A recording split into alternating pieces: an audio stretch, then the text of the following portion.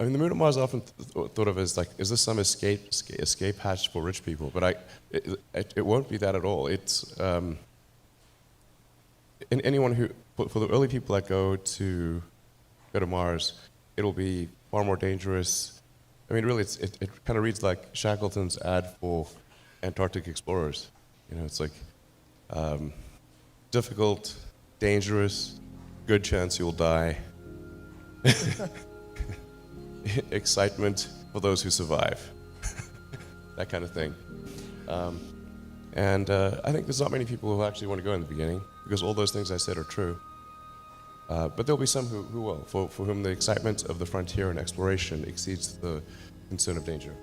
And they will start off building the most elementary infrastructure, just a base to create propellant, a power station, glass domes in which to grow crops, all the sort of fundamentals without which you cannot survive. And then really there's going to be an explosion of entrepreneurial opportunity, because Mars will need everything from iron foundries to pizza joints to nightclubs. Definitely pizza joints. I think Mars should really have great bars. The Mars bar. It's all right. Look, I love dad jokes. All right? What's wrong with you? I'm dad. What do you think the timeline for this is? So I'm feeling pretty optimistic about the timeline, although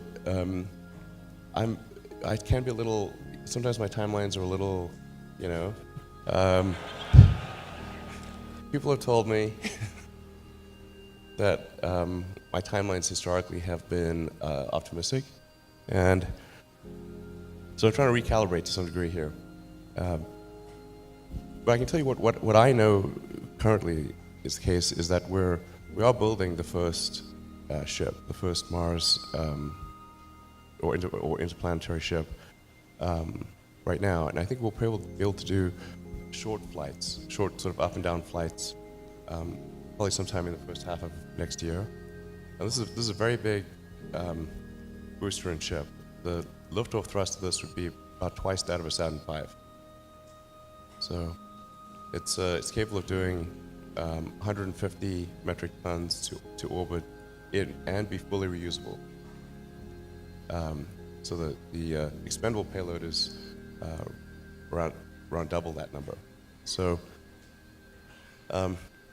what's amazing about this ship, assuming we can make full and rapid reusability work, is that we can reduce the marginal cost per flight dramatically, by orders of magnitude compared to where it is today. This question of reusability is so fundamental to rocketry. It is the fundamental breakthrough that's needed. If you consider aircraft, for example, you can lease a 747 and do a return flight full of cargo from California to Australia for $500,000. That's what it costs to lease a 747 fully round trip to Australia, which is far. To buy a single-engine turboprop plane, a good one, would be about $1.5 million, and that can't even reach Australia, and it's tiny compared to a 747. So what that means is like it costs less to use a giant plane with huge cargo for a long trip than that costs way less than buying a small plane for a short trip in the aircraft world. And the same actually is true of rocketry. A BFR flight will actually cost less than our Falcon 1 flight did back in the day. Wow. So that was about a $5 or $6 million marginal cost per flight. We're confident that BFR will be less than that. So that's profound, and that is what will enable the creation of a permanent base on the moon and a city on Mars. And that's the equivalent of like the Union Pacific Railroad, or having ships that can cross oceans.